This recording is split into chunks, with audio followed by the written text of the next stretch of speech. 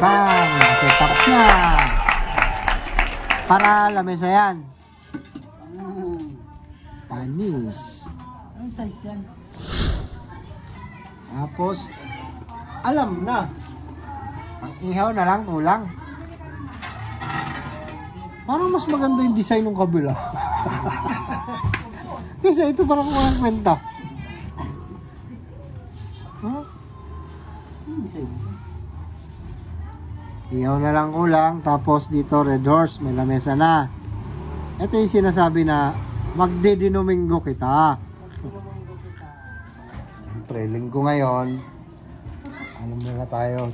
Relax lang muna tayo. Waiting pa tayo ngayon. Waiting tayo. Nag-order na ako Shopee ng bangus pangihaw. Ano pa daw? Medyo sa Malabon pa daw kinuha kaya 30 minutes antay natin.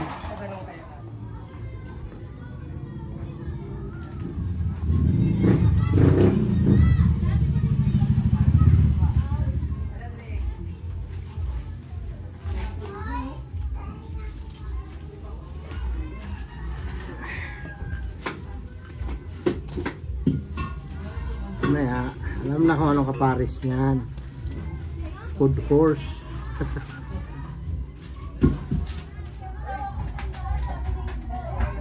Ayaw tayong bangos. Ano natin si Tatan? Ayaw tayo ng bangos. Sayang kasi yung uling. Susunugin niya itong mga kahoy. Kuha na natin ang bangos para hindi sayang. Nasunog na yung kahoy niya. Pag-ihaw pa tayong bangos. Malamang may Red Horse na pares yan mamaya. And that is. Bawal tansa, reliyon mo. Bawal. Ang sabong. Bawal ang sabong. Kaya, Domingo na lang kita yan na. Kaupay konta kung may tatuba ano. Tuba. Yan la. Kung 10 piso isang kamatis. Yan o. Nag-12 nga eh. Tikit na yan. Sige, diligan mo mabuti yan. Sakto lang yan. Naluto tong bangos. Kamatis ka dyan. Tikit na yan. Pagkamahal ng kamatis, magtatanim nga akong kamatis. Nasaan na yung sa akin? Tataob ko to. Ako nga na nakabantay. Sinasaw na to?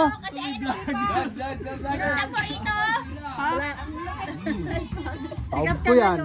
Kung magbabarbecue sa labas, kunti ng uling niya, bibigyan natin siya ng uling. Ito, isang buo. Bigyan natin doon. Oh, oh uling!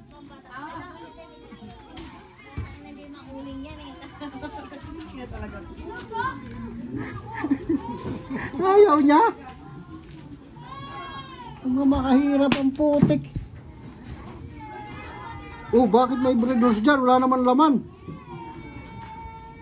Kapit na tayo kumain.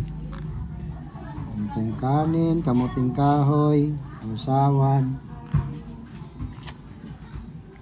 Kain na tayo maya. Gutom na ako.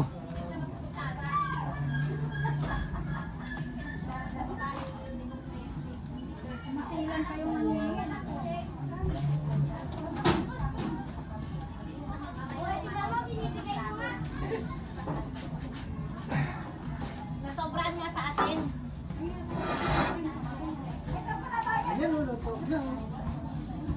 Ah! Ah! Aun! Ha? Init?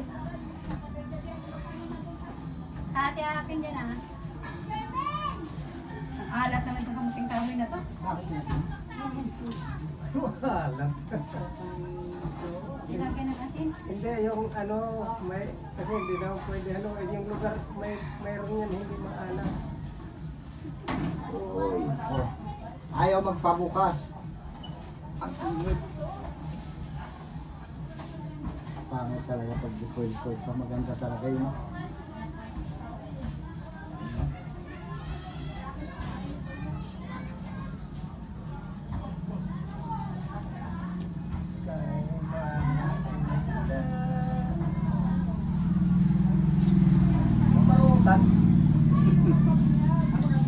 bayad yan eh. Lahat lagay baturas.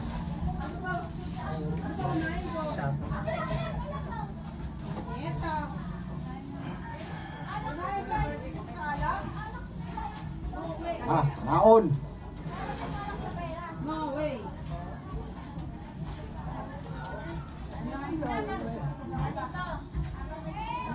Yan, kain, kain.